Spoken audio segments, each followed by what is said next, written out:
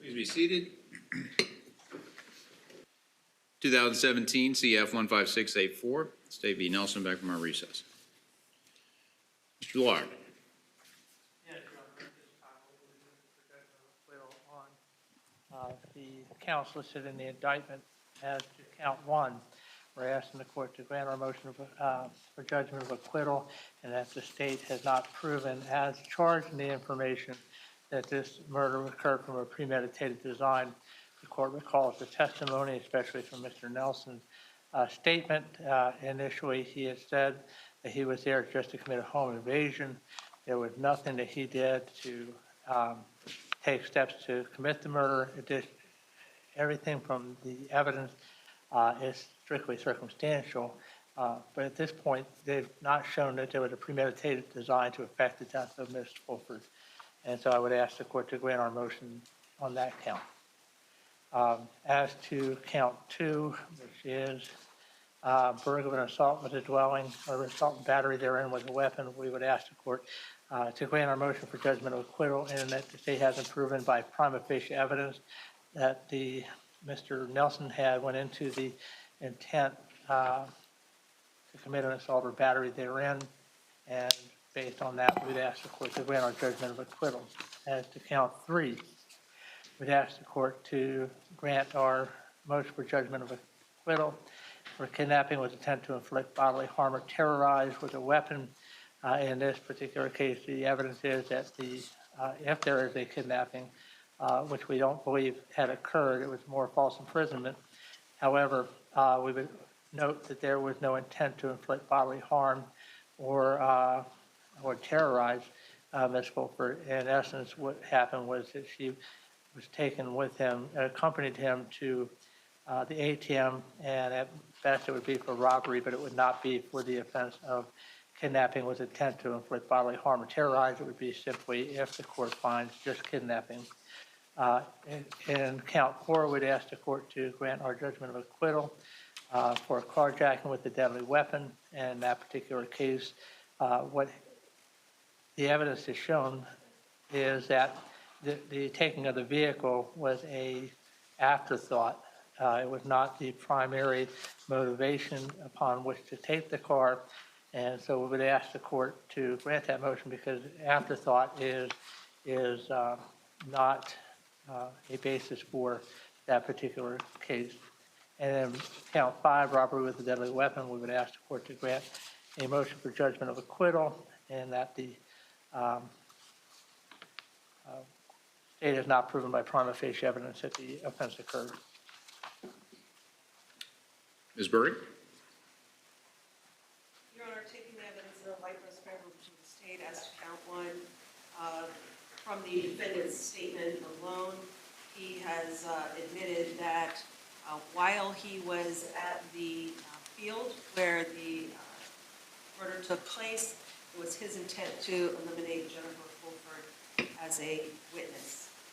That in and of itself, that statement, along with the circumstances established, starting with Ms. Fulford having plans with the art framer, to her calling that individual, to Mr. Nelson indicating that he forcibly made his way into his residence and wrapped Ms. Fulford up in a comforter and took her out of her residence and placed her in the back of her car, and then kept her secreted there while he went to an ATM, ultimately traveling a significant distance from that location for no other real purpose than to dispose of her remains. There's no evidence that he did anything other than travel 20 plus miles from Winter Park to the Disney area for any other reason but to get rid of Ms. Fulford's body. Therefore, we believe that the evidence as it relates to count one, either on a premeditation theory or a felony murder theory, is sufficient to send the case to the jury. The state will agree to a judgment of acquittal as to count two. Count three, the kidnapping, as I've already stated, the defendant's admission alone that He forced his way into the residence and then wrapped Mrs. Fulford in the blanket, clearly against her will, since he admits to having done so with a knife, is sufficient evidence to substantiate the kidnapping as it's been charged. A car was used as the implement in order to effectuate Mr. Nelson's plan. That car was not taken with the permission of Jennifer Fulford. Clearly, having her travel in the back is circumstantial evidence of that. Wrapped in a blanket, Mr. Nelson also admits that he had a deadly weapon on him during that process. And finally, the robbery is charged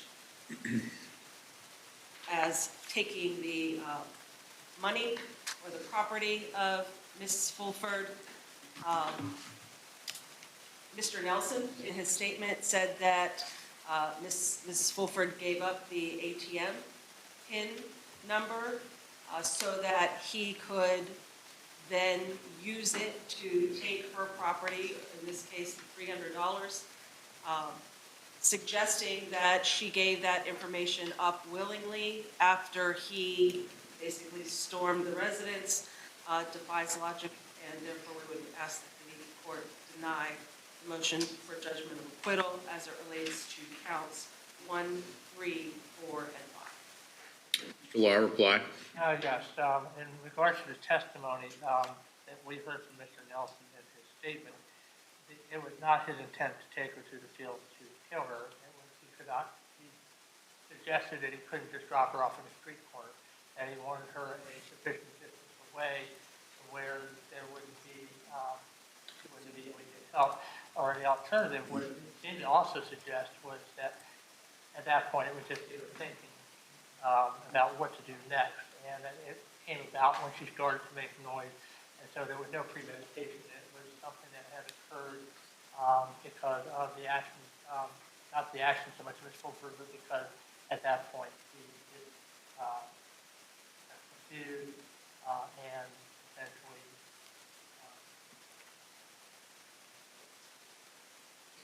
took actions which took Ms. Fulford's life. And in addition to robbery with a deadly weapon, there's no suggestions that he made any threats or anything toward Ms. Fulford in order to get her to the ATM. When we say it is more of a theft as opposed to a robbery. The state has agreed that JOA is warranted on count 2, so the motion will be granted with respect to count 2. With respect to count 1, count 3, count 4, and count 5, the standard on the motion for JOA is the same, and that is as follows, is whether viewing the evidence in the light most favorable to the state and the reasonable inferences that can be drawn from the evidence in the light most favorable to the state, is the jury legally permitted, not required, but are they legally permitted to find that the state has proven all of the elements of count 1, count 3, count 4, and count 5 beyond a reasonable doubt. Under that standard, the court believes that that is the case, that the jury may find that the state, viewing the evidence and reasonable inferences in the light most favorable to the state, that the state proved beyond a reasonable doubt all the elements of count 1, count 3, count 4, and count 5 beyond a reasonable doubt. So the motion for JOA will be denied with respect to those counts.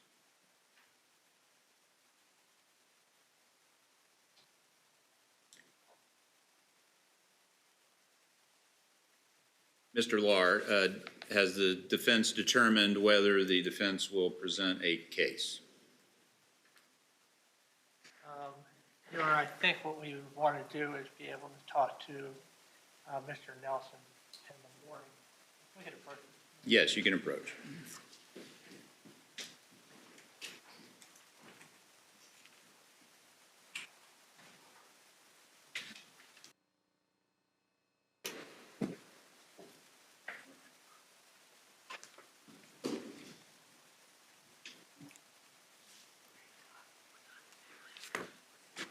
Is the state ready to proceed? Yeah. Mr. Lar, defense? Yeah, Mr. Nelson, you ready? All right, let's bring in the jury, please. Ms. Berg, does the state acknowledge the jury? Yes. Mr. Lahr, defense. Mr. Nelson. All right. Deputy. All right, members of the jury, we are going to be taking our recess for the evening in just a moment. The deputy is going to hand you each a copy of a packet of information. All right, does everyone have one? All right. And what I'm going to do is just give some very brief explanation of what you have and why you have it, and we can go into more details at a later time. But what I need you to, the reason I'm giving you this today, several reasons. One, I wanted you to be aware this is what we're going to call a sequestration information.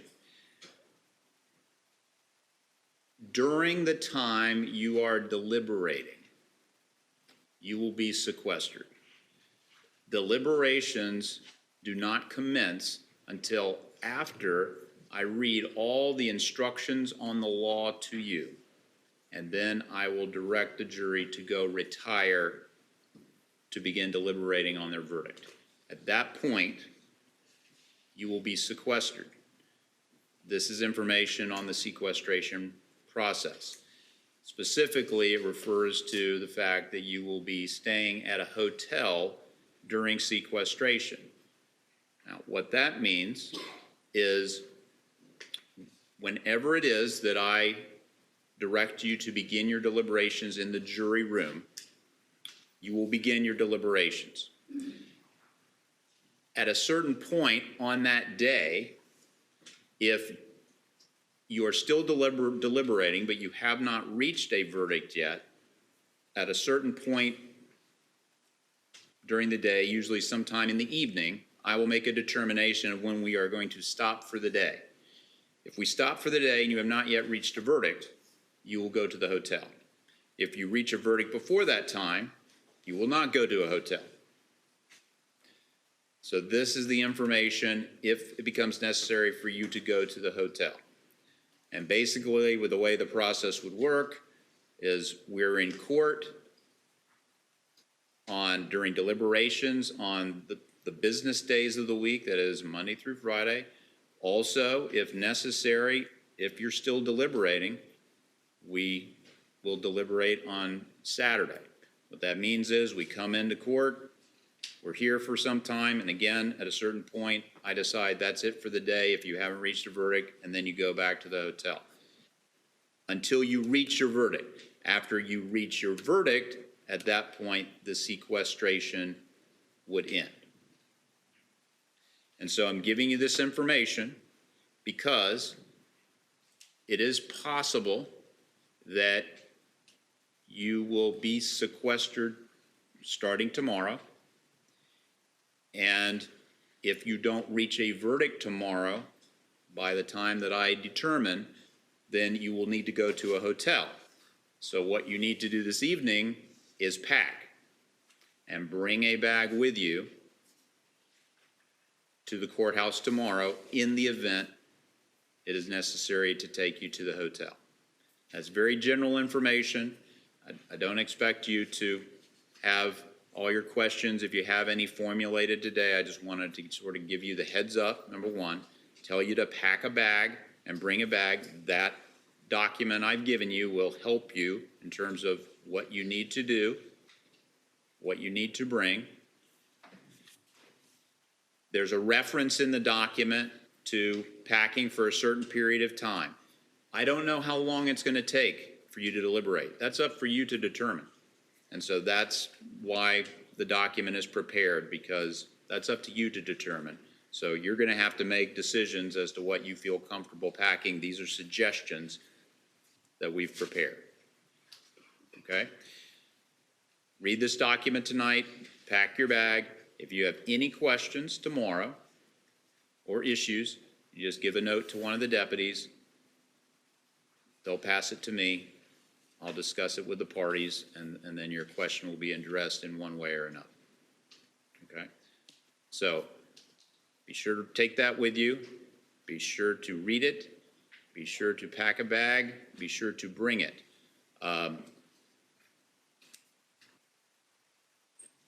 once again, I thank you for your service in this case today.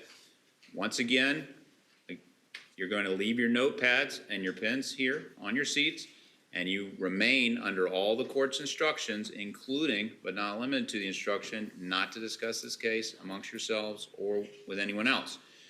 We will continue this trial at 9 a.m. tomorrow morning, so just follow the deputy's instructions so that you can be assembled by 9 a.m. tomorrow, and we can bring you in as close to 9 a.m. as is possible to continue the trial in this case. Thank you again for your service. Enjoy your evening. We'll see you tomorrow. Jurors exiting. All right, I've marked this file copy, which is the sequestration packet that was handed to the jurors, and one copy has been provided to counsel, and this is the file copy that I'm giving to Madam Clerk to place in the court file. Just sort of thinking ahead just a little bit before we take our recess, with respect to the jury instructions and verdict form, have the parties had the opportunity to meet and confer regarding that? We've been sending emails back and forth for a good bit of the day, Judge, and I think we're going to be relatively close. There are going to be some things we are going to need to discuss that I think we're not going to be able to agree to, but I think a big portion of them it's going to be relatively straightforward. Just ballpark, how much time do you think the charge conference is going to take to resolve those disputed issues? Probably less than an hour, maybe 45 minutes. Defense agree?